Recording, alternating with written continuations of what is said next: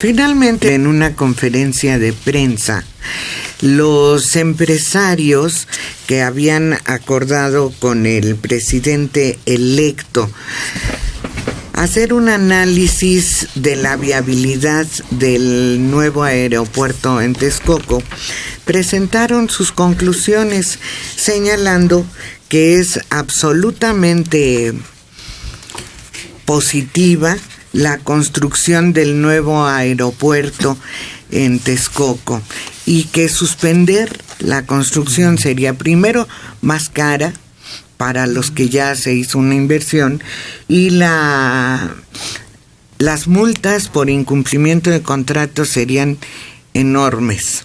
Estuvo presente el que será en el próximo gobierno secretario de Comunicaciones y Transportes, y a pesar de los argumentos que presentaron los empresarios y que son el resultado de un análisis por expertos en el tema, pues hubo muchas preguntas y hubo mucha oposición, y de todas formas se va a realizar la consulta con la población, que yo insisto, a mí si me preguntan sobre el aeropuerto, que porque el terreno no es el adecuado, pues yo no sé, nunca me he ido a enterar de eso. Absurdo, porque el actual está en un terreno inadecuado.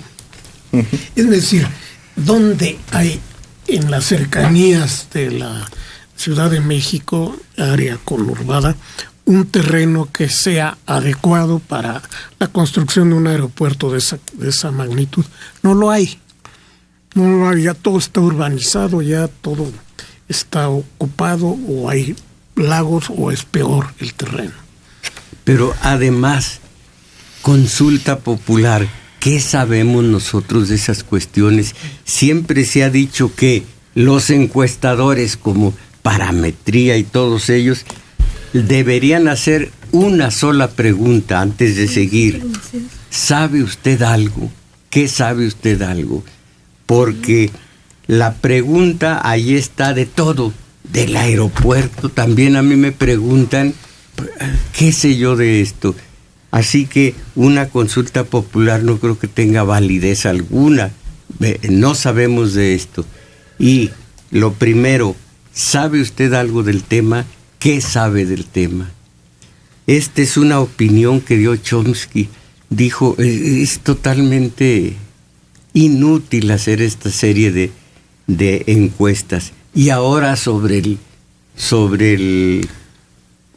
el aeropuerto, si a mí me preguntaran, simplemente por lógica, por sentido común, diría pues que siga adelante. ¿Y qué va a pasar si con el estudio que solicitó el equipo de transición de la Secretaría de Comunicaciones y Transportes a un grupo especializado dice que no es viable el de Santa Lucía? Santa Lucía. ¿Qué va a suceder? Eso ya lo dijeron. Es que sí, eso ya se dijo. Pero recuerda que van a solicitar un nuevo estudio. Pero ya se solicitaron confiables, ya los ingenieros, los calificadores más importantes a nivel mundial de aeropuertos, ya los técnicos, ya, bueno, distintas sociedades y asociaciones dijeron, este es mejor, por donde lo quieran ver. Pero sale, parece que ya un poco una necedad, y ya lo malo es que ya nos tienen hasta el gorro. A mí ya me tienen lleno, porque lo único que lo defiende es Espriu y Riobobo, ¿no? Riobo, que es el constructor en turno. ¿Cómo se llama? Ya me tienen cansado, el día que me pregunten ni siquiera voy a contestar. Sí, ya la actitud de él era porque les iban preguntando a todos los que estaban en la conferencia de prensa, y a alguien le preguntaron acerca de la afectación agrícola, pero se adelantó otra respuesta y se brincaron la de la afectación agrícola. Bueno, regresó como 2 veces al asunto. Dices, bueno, se trata de encontrar el hilo negro de...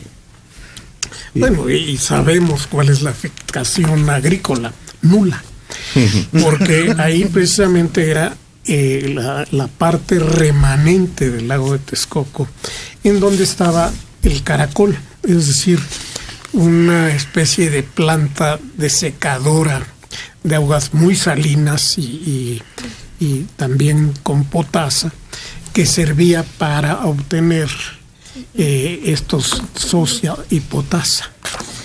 O sea, era una especie de lugar natural donde se obtenían estos productos, es decir, no había grandes cultivos ahí, maizales o árboles frutales.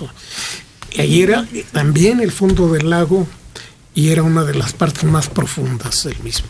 Hay que recordar que era un lago de agua salada. Así es. En gran parte. Eso es suficiente. Muchas gracias. Pues se va a hacer la consulta, van a preguntar. Gracias. Y no sé, alguien comentó que podrían manejarse los resultados e insistir en algo que internacionalmente se ha señalado no tiene viabilidad.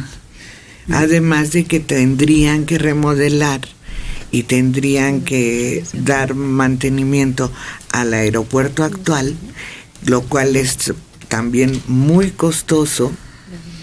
Claro, no, y nada más las vialidades que habría que construir para llegar a Santa Lucía, porque un aeropuerto nuevo debe tener accesos prácticamente que no puedan ser impedidos por el tráfico tradicional, normal.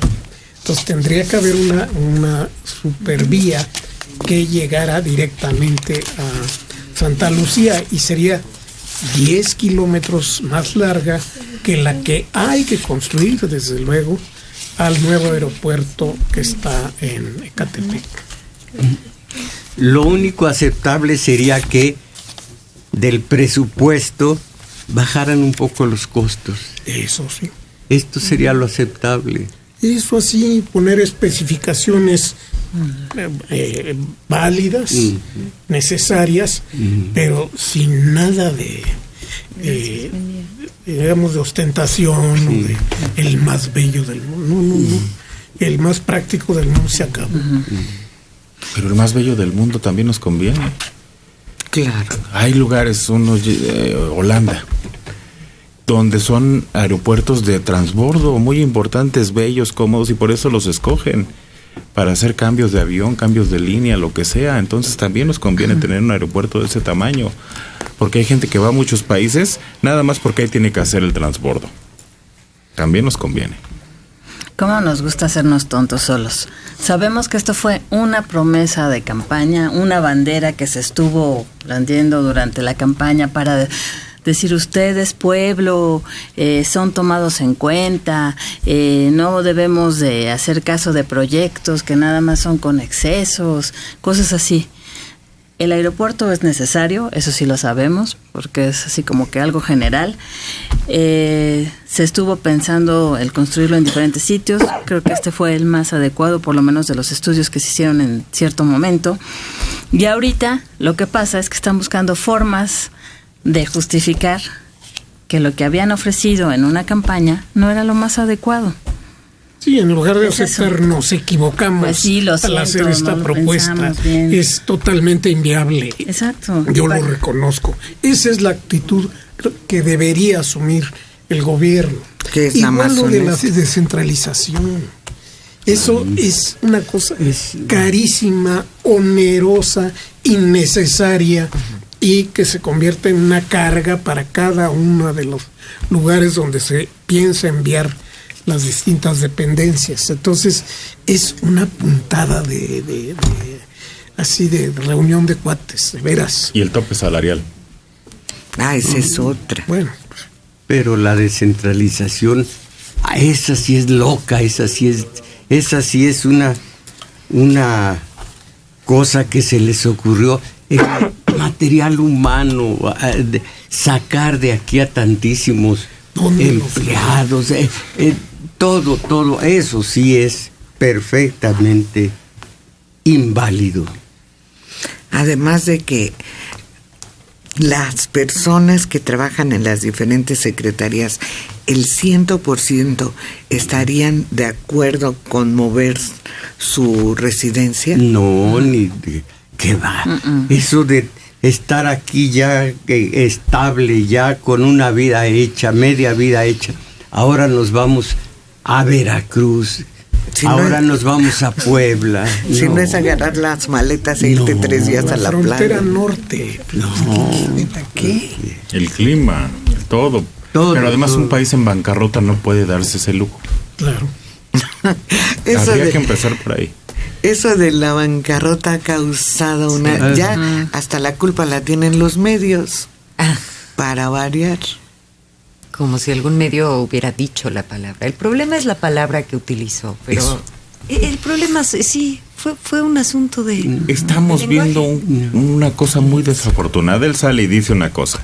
Sus futuros secretarios salen y dicen otra distinta. Y en medio está la prensa fifí.